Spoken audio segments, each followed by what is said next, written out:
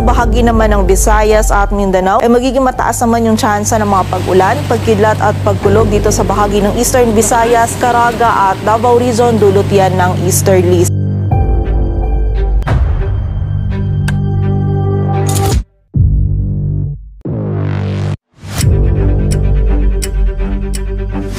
Manatiling may kaalaman at manatiling ligtas sa pamamagitan ng pagbisita sa aming YouTube channel para sa mga real-time na ulat panahon sa ating bansa. Laging tandaan, maging alerto at iba yung pag-iingat sa banta ng ulan, baha at pagguho ng lupa. Ngayon, oras na para marinig mula sa ekspertong meteorologist. Bibigyan tayo ng malalim na pagsusuri sa lagay ng panahon at ipapaliwanag ang anumang mahalagang kaganapan sa ating panahon ngayon o sa mga darating pang araw. Dito naman sa bahagi ng Palawan, maging sa Western Visayas at Central Visayas ngayong araw ay makakaranas ng mga pagulan na dulot naman ng amihan. At sa bahagi naman ng Mindanao ay magiging mataas naman yung tsansa ng mga pag-ulan, pagkidlat at pagkulog dito sa bahagi ng Caraga at Davao Region, dulot yan ng easterly. So pag-ingat po para sa ating mga kababayan dyan sa posibilidad ng mga pagbaha at pagguho ng lupa. Samantala, dito po sa nalalabing bahagi ng Mindanao ay meron lamang tayong posibilidad ng mga isolated na mga pag-ulan, pagkidlat at pagkulog, dulot yan ng mga localized thunderstorms. Samantala, nakikita din natin na yung lagay ng dagat baybayin natin dito sa bahagi ng Northern Luzon ay magiging maalon, lalong-lalo na yan dito sa may kanlurang bahagi ng Northern Luzon. Kaya pag-iingat po para sa ating mga kababayan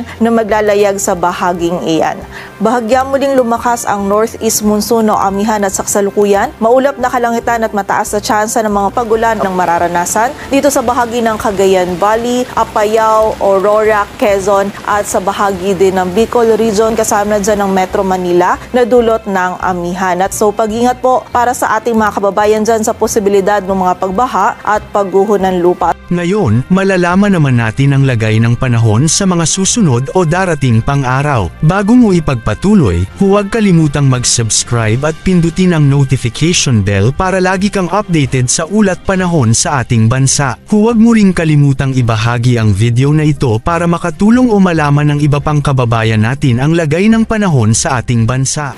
At para sa 3-day outlook ng mga key cities ng Visayas in the next 3 days, ang Metro Cebu at Iloilo City ay tuloy din makakaranas or posibilidad ng mga isolated na mga pag-ulan, dulot yan ng mga localized thunderstorms. Sa bahagi naman ng Tacloban City by Tuesday, at dahil nga po medyo mas lalakas yung amihan, ay magiging mataas din yung tsansa ng mga pag-ulan dito sa bahagi ng Tacloban City. So pag-ingat po para sa ating mga kababayan dyan sa posibilidad ng mga pagbaha at pagguho ng lupa. Agwat ang temperatura sa Cebu ay mula 26 to 30 degrees Celsius. Dito sa Metro Manila maging sa bahagi din ng Baguio City, meron lamang tayong mga tsansa or posibilidad ng mga pagulan na dulot nga po yan ng amihan. Samantala dito naman sa bahagi ng Legazpi City ay magiging maulap pa rin yung kalangitan in the next 3 days at mataas pa rin yung tsansa ng mga pagulan na dulot pa rin ng amihan. Agwat ang temperatura dito sa Metro Manila ay mula 22 to 31 degrees Celsius. Samantala sa bahagi naman ng Mindanao, partikular na yan dito sa Metro Davao, ay magiging maulap pa din yung kalangitan at mataas din yung tsansa ng mga pag-ulan.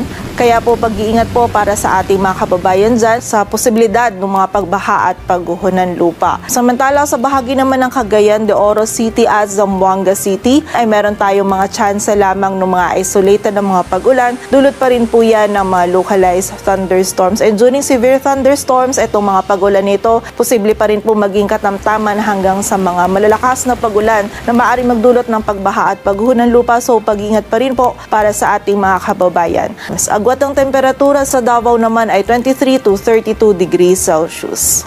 Yan muna ang ating weather update ngayon. Sana ay nakita ninyo ang broadcast na ito na nagbibigay kaalaman at kapaki-pakinabang. Maraming salamat sa DOST Pag-asa sa pagbabahagi ng kanilang mahalagang insight o ulat panahon. Samahan kami sa susunod para sa higit pang mga weather update sa ating bansa at manatiling nakatutok sa weather update ng bansa at huwag kalimutan i-share at mag-subscribe na rin. Mabuhay ang Pilipinas!